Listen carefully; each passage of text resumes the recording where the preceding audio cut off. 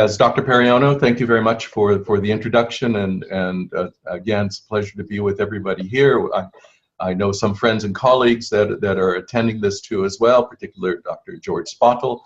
I wish I could be there with you today in person. But as Dr. Periono mentioned, that the last question was actually quite telling, is something that I've been doing a lot of thinking about too. And the reason for that is Labtech's position is as a developer and designer of training systems for countries around the world, and our focus has always been on developing countries, and particularly employable skills. This is what we're all about. For 25, 30 years that we've been around, we've been looking at designing training systems for employable skills. So the reason that we're intrigued with this topic is that it impacts what will be those employable skills in the future. What will we be training for? What will the jobs be for? Be about? So we have to glimpse into the future ourselves in order to know that we're on track in developing these things. And I can see there's quite a transition going on right now in industry, in education, in society, that is the likes. It reminds me of when I first became involved in international education about 40 years ago with the rise of globalization. And the effects that happened in the following 40 years have been nothing less than transformative for the world. I think we're kind of entering into a second phase of globalization, which is being driven a lot more by technology. The first one being also technology was a driver, but also transportation being a big factor about lowering the cost of moving goods around the world, allowed companies to locate their factories and their production in faraway locations. This transformed economic development for many countries. And as Dr. Periono said, we work in about 75 countries. Actually, the count is just a little bit over 80 now. And our core heartland is in Southeast Asia, South Asia, Middle East, and more into Africa. The blue countries are the countries that we work in, but this is where we pay a lot of attention to in this area. So dealing with this issue, I think, is something that is really important. So going back to the macro level of this, if we look at world economic performance, we've seen a huge takeoff in the last half century. This green line being the US was actually one of the first breakout areas for rapid economic development, if you go back even 100 years ago. That was quickly followed by Western Europe, and particularly post-World War II. And then the purple line is Japan, which was directly after that. And you can see each one is getting quicker. And then we have Eastern Europe, and then we have China and India and Africa bumping up here. There's a lot of parallels and information that we can look at, looking at these subsequent waves of about 5 or 6 economic development factors or areas. And there's a lot to be learned from each one, but there's also differences. And the final areas here, particularly India and Africa, but mainly Africa, I worry that the economic development patterns may actually change through the transformation of technology in Industry 4.0. If we look at the classic, which is now taught in many economic schools for development economics around the world, you got anywhere from 3 to 5 major rungs or elements or steps to economic development. This is the Singapore model, courtesy of Dr. Law in Singapore from the ITE. If we look at the Singapore model in the 60s and 70s, it was a factor-driven economy characterized by labor-intensive industries. And at that time, this is what I've added on to this, is the education system was mainly focused on semi-skilled training. So the vocational technical area, the TVET area, was at the lower level, or the lower rung of educational training. As you move to the middle level, which for Singapore was between the 80s and 90s, it was investment-driven, capital-intensive, characterized by foreign direct investment coming in from overseas, particularly Japan, US, Europe, investing in Singapore. This has also happened to most of the Southeast Asian countries. And so that allowed external funds to come in to provide money that they did not have to accelerate the economic development. That was a very key factor here. And what those industries were looking for was lower labor cost as well in this. But then we moved to skill training. So we had to match up the the training level with what those factories were requiring at this time. And Southeast Asia as a whole has responded very well to this. And now into the third phase, the 2000s innovation-driven economy, knowledge-intensive, and educationally wise, we're talking about highly skilled people. And Holger and George have spoken extensively about this already. And some of the countries are making this transition better than others. Malaysia is set as to be the next country in Southeast Asia, perhaps to achieve a developed status, and that's their model. Now, as we go through the talk, keep this in mind, because I think this may change, actually, in the future, that some of the elements, particularly the first couple steps, that have led to the classic pattern of countries going from underdeveloped to developed may actually change. And then education, if so, education will have to change to match that too as well. So if we look at those areas and what were the employment trends, the shifts within that, we have actually, rather than 3 steps, I divided it into 4. You have your primary, your resource extraction, your secondary, your tertiary. This is Industry 4.0 here, which is knowledge driven. And if we look at the interplay between these, actually, well, before we get to that, I'll come back to this. So the primary, if we look at the over time, what happens to the employment sectors of these, that as these areas become more efficiency, employment drops dramatically. I think we all know this. And if we look at the secondary, then what has happened here, usually the rise of industry has replaced the primary. This would be like agriculture or resource extraction, mining, which in many countries this is dropped down. The industry employment starts to come up, but then you reach a point where you actually have de-industrialization occurring. So this is a reduction of people in the employment sector, and this can happen for automation, but it also happened in a number of countries due to globalization and factories moving away from some countries to developing countries to seek lower labor areas. Germany did not experience this in quite as dramatic of a way as, for example, the US did, which did not actually caretake their industry or take care of their industry as well as Germany did. And they're one of the few exceptions that did not experience a steep decline in this area. What this has been replaced by was the tertiary area, which is characterized by the service industries, the rise of the service industries. And this has replaced a lot of the jobs that were lost for the deindustrialization, but unfortunately many of those jobs are lower paying. So you have 2 types of tertiary economies developing, and it's a wider gap between those. The secondary actually allowed the rise of the middle class. The tertiary is widening the gap between lower skill and higher skill jobs on this. But what we're about to see, and this has actually not happened yet, but this is my projection, is a labor optimization of this area, and it too will start quite possibly start to decline in employment. Now, the question that was brought up by our guest earlier was that for the 4th element, which is the new opportunities that are rising from Industry 4.0 and artificial intelligence and so on, which is not just in industry, but this affects a lot of businesses too as well, is how many jobs are coming up? We really don't know this yet. Will it replace as the previous generations to make up for the losses there? It might, but I think that it also might widen that gap even more between the lower skill and the higher skill jobs.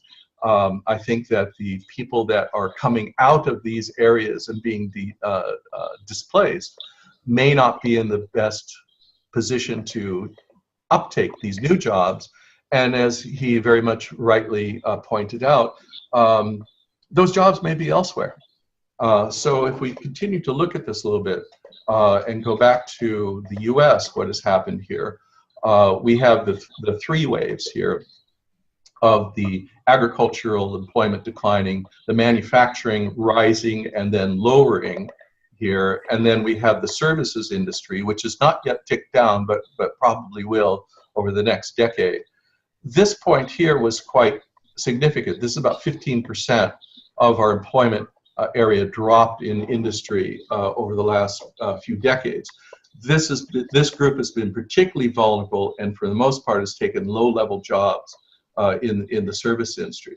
This also became a dissatisfied segment of the population in the US. So this leads to social causes. And unfortunately, the US is paying the price for this now because they were the group that tipped Donald Trump over the top to become our new president. So I personally feel this pain here of what has happened, and it is no joke. You know, this has a very bad consequence for the US. I don't know. I hope that we'll recover from it, but it's looking bad. I'm just glad I don't live in the US anymore. I may never go back. It's much nicer in Southeast Asia. You all know that. So anyway, as has been mentioned, 30 to 50% of the current jobs will be placed over the next 15 years. Young people will face perhaps 3 to 5 career changes of their working life. And we are now in a very interesting point in education that we have to design education programs to prepare students for jobs that don't yet exist. That's really tough, you know. We're all crystal gazing right now, and this is the part of this exercise of these talks is to do just that. So how do you do that, though? I think that the system itself has to change dramatically from being a static system to being a dynamic education system that changes as it goes, which is what industry does now too as well. Holger mentioned the rapid pace of production, development, and innovation. This is not matched in education. This is our challenge as all of us as educators, is to try to figure out a way to unleash the people in the educational systems, that includes the students too, to help making the system go from a static to a dynamic. We always have fixed curriculum, fixed delivery methods, everything is fixed. I think we have to go into, to borrow from industry, what we call continuous improvement is a possible way to do this. Also, you know, looking at how countries can de-skill, which I think is what the U.S. is a good example of de-skilling, and we'll discuss more about how education can, you know, come up to these challenges. But a little bit about, I'm emphasizing again where these jobs are going to disappear and possibly reappear. Those jobs that are risk is about 50% of the tasks out there, according to the U.S. Bureau of Statistics, McKinsey, which can be a hard-bringer for what we're looking at in a way. And I think it's been mentioned, those things are characterized by physical, predictable activities, data processing activities, collection of data. This can be more easily automated and the human element reduced, and in some cases eliminated over a period of time for this. What jobs are going to disappear? Those at the top are those at most at risk, the sewing machine operators, graders, sorters, agricultural products. These jobs are not in the developed countries. These jobs are in developing countries, if you notice. All the garment industry, where is that located? Hey, that's in Southeast Asia, that's in Bangladesh, that's in India, that's in Sri Lanka. Those factories for garment production very likely over the next few decades will disappear because of automation, or at least they will transform. The question is where they transform to, when will they relocate? Then will they stay in Bangladesh and Sri Lanka and Thailand and Indonesia and the Philippines? Maybe not. You know, the dynamics for where factories will locate will, I think, possibly change again. Stock clerks, travel agents, watch repairers. I don't know why this was included in there, but travel agents. I think all of us have noticed 20 years ago, there used to be many travel agents around. Now, where are they?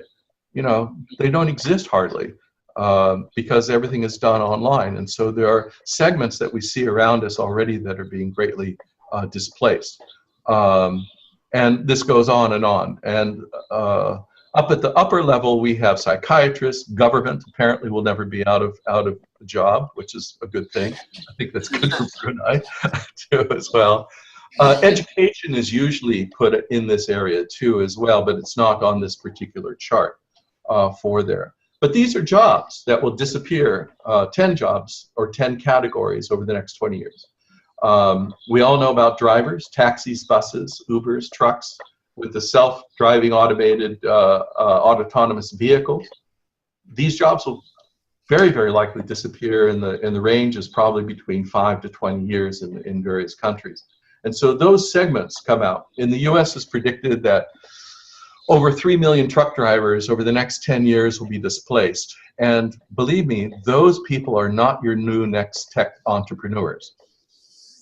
You know, we're not going to retrain our truck drivers to be IT gurus. You know, this gets to the humanity of education. You know, not all people are suitable for all jobs. And it is part of our job of education of finding dignified work opportunities for everybody to train from. And so if truck drivers can't take advantage of those new opportunities, what can we do with them? You know, what can we suggest for them? Because they are vulnerable, they are at risk, their jobs will be replaced. And it's not just in the developing countries. These autonomous vehicles are on the road in Singapore right now being trialed. And in this region, that will be the first country that will no doubt do that. And taxi drivers probably will disappear within the next decade in Singapore. I've been speaking to some of the pilot projects that are there. Agricultural will be more automated. Store cashiers, we talked about travel agents, and so on and so forth.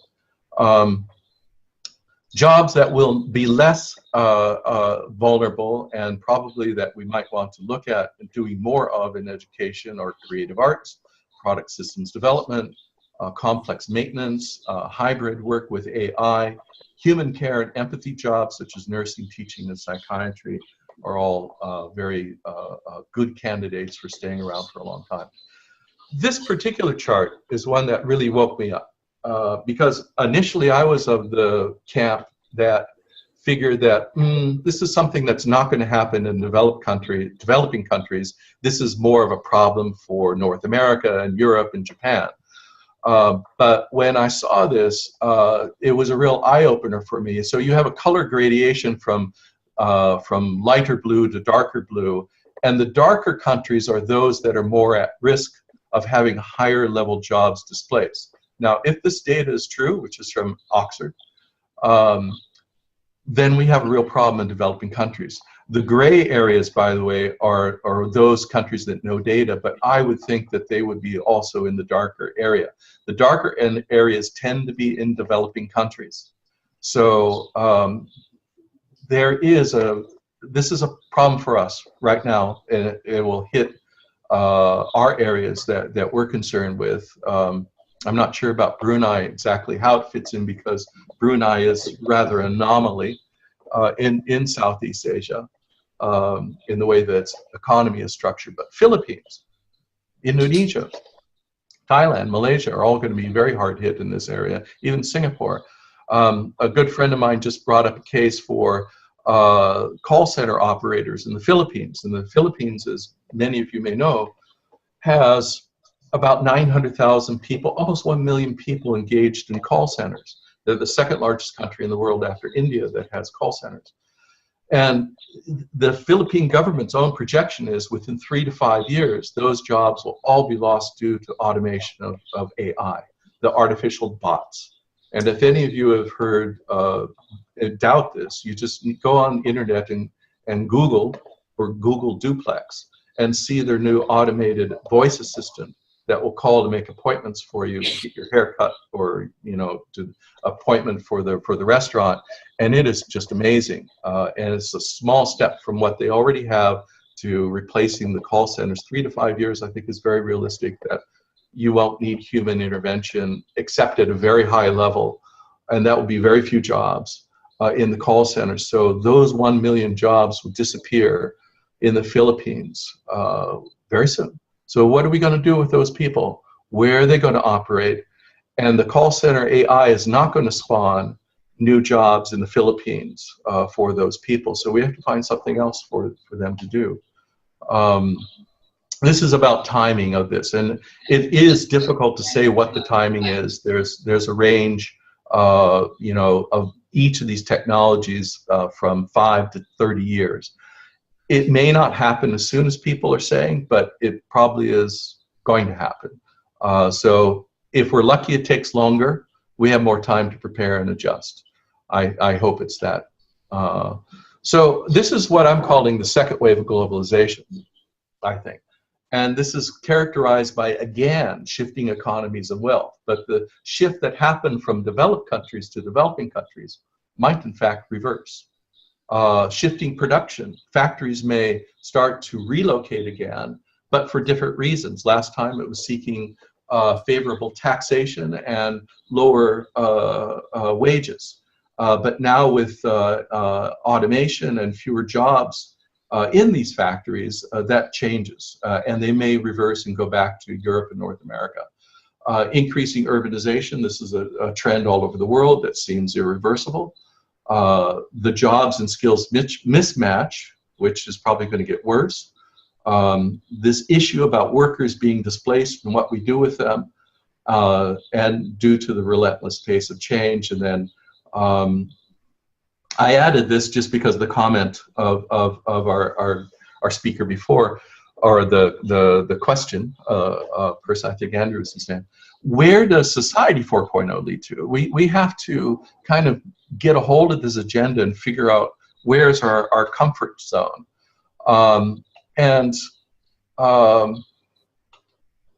Talking about our comfort zone, I want to share this chart with you.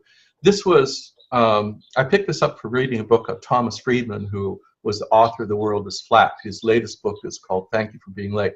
But he drew this chart, was actually drawn for him by Astro Teller, the head of Google X moonshots. That's really out there far in advance. And I think it's a very, very telling chart. And here it has time and rate of technology change. And so we've been on this logarithmic exponential curve for development technology. But he added this other one in, and this is the ability of human adaptability. And this is the ability of us to adapt to these new technologies. And unfortunately, our rate of adaptability is less exponential. In fact, it's not exponential. It usually takes us a generation to digest things really well. This is why we have economic and demographic dividends of rising population blips. As healthcare increases, education increases, family sizes are still large before they start to compensate. This takes about a decade. I mean, sorry, 3 decades, about 30 years or a generation to accommodate here.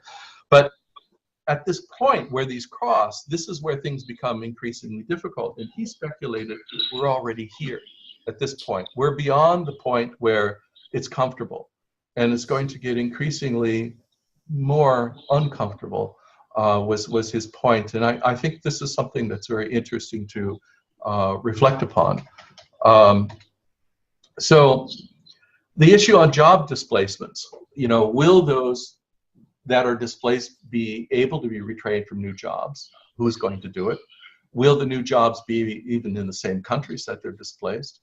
How will we manage to address this new and growing digital divide that may become worse? You know, with those that can integrate ICT effectively into the workplace, and those that just don't get it and don't want to get it and don't want to do that. This is mostly in the older generation. I think the younger generation will come along and are coming along well, but it's the older people that already have careers that are most at risk here. What can we do to ensure that countries are not left behind? Will economic development change? If so, what will the pathway to economic development change? And if so, what will the role of education be to help that those changes come about as smoothly as possible. So these would be great things to discuss, and I open a nice, to have a dialogue on this would be really fascinating then. So we've covered a lot of these social issues. I've mentioned these before. I think the other thing to think about is, where does the responsibility lie for all this? Is it with the governments? Is it with industry? Is it a combination of these two? Are those that benefiting by these transitions that will likely benefit the future? Should there be some mechanism there by which payments are done? For example, when you establish a factory, in most countries you have to do an environmental impact study. This is about the environment, but now maybe we need to do a social impact study. Will jobs be displaced, replaced, or shifted?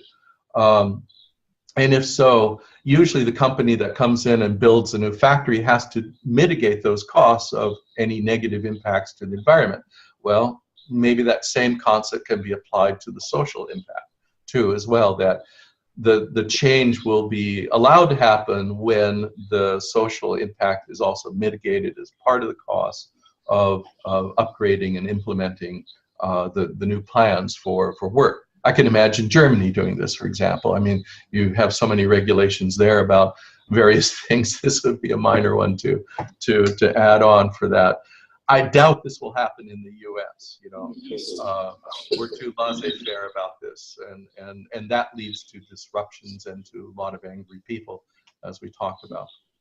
So that kind of brings me to the conclusion. I'd just like to also share with you a little bit about what we can do with transforming education, TVET, for using technology. And I think that technology has not had as much of an impact in the technical vocational area as it should have. And things are coming from us where we need to look at the change in how we deliver education, and where the teaching and learning is occurring.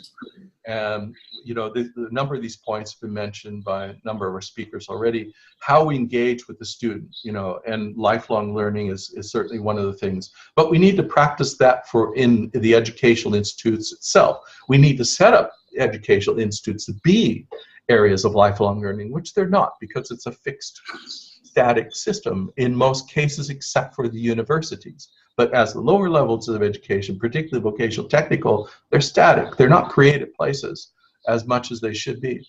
How this affects certification and documentation, skilling and reskilling. I agree with, I think Dr. Spottle mentioned restructuring the schools to allow cross-training. This might lead to a redefinition of what we call faculties and how students participate in those faculties. From industry, I can say that we value workers who have more than one skill and more than one discipline very, very much. Those are the creative people. But our schools are not designed to turn out people like that, unfortunately, but we could. And what we need to teach matches those opportunities, whether we're able to predict them or not, and that's the problem of that. So what we're doing in a lot of things, we're actually taking our physical training systems and we're virtualizing them and digitizing them to a way that they could be, we could increase the amount that is done. This goes way beyond e-learning now, and it's something that we call virtual TVET. And we kind of look at it in this way, I think. Is a very good slide to share for you. So if this is the entire learning process, and if we are going from theory to practical, or if we go from cognitive to affective or psychomotor, we are looking to build out about 50% as represented by this blue area in the virtual learning arena. And this will be heavier at the beginning, at the theory portion, because it's very good at showing how things work and why things work, and the causal effect of various scientific principles and properties in technology. These are areas that are difficult for technical vocational school students to understand in many cases in many countries, because in a lot of places we're dealing with not, I have to say, as we all know, the best and the brightest. unfortunately, we get streamed those that are academically challenged, and they have trouble understanding these concepts, and if they don't grasp them, it makes it more difficult for them to learn in the future. So this is a great deployment of technology in actually overcoming this problem that they have with technology. And then it goes back and forth into practical work, and that increases as we go more towards the skill building, the physical skill building portion of it. But if we do this, then this calls into question that the schools, the whole nature of training and learning will change. The nature of the labs, how they will be set up and organized, will be different too as well. And this is our goal at 50%. And I had a interesting conversation with the chief education architect of Intel about a year and a half ago. And he and I had dinner, and we were discussing this, our 50% goal to try to build out that. And I asked him, how far does he think that this could actually go with their window on how they see technologies developing? And he said, Steve, I think you actually will be able to get up to 80 or 90% in that arena, you know, at some point. So I think this is a practical goal to get to, but also we invite collaboration from all parties to do this, because we can transform education. This can be the foundation of actually dealing and solving some of these problems of getting training to those that need it, that don't have access to schools, or that can have come into schools and do some of their physical, practical skilling. This needs to happen with facilities. This can happen anywhere, and so that will change how and where we can deliver technology there. And some of these things are like this. I'm just going to show you, not a video. I could, but if we have time, I could do this later. But what we're transforming and creating is everything down to three-dimensional models, which can be delivered in both 2D format or virtual format, VR format, or even augmented reality. So I think with that, you know, lowering the cost, I think this will lower the cost of technical vocational education, because doing the virtuals will be a lot more cost effective. And you know, I'm excited about this because I think this will transform what we've been doing with bricks and mortar education for the last 4 decades of my career internationally, and this can actually help shape the future for vocational technical education in the years to come. So with that, you know, I thank you for your time, and invite any questions from the audience as time allows, as coordinated by Dr. Periano. So thank you so much.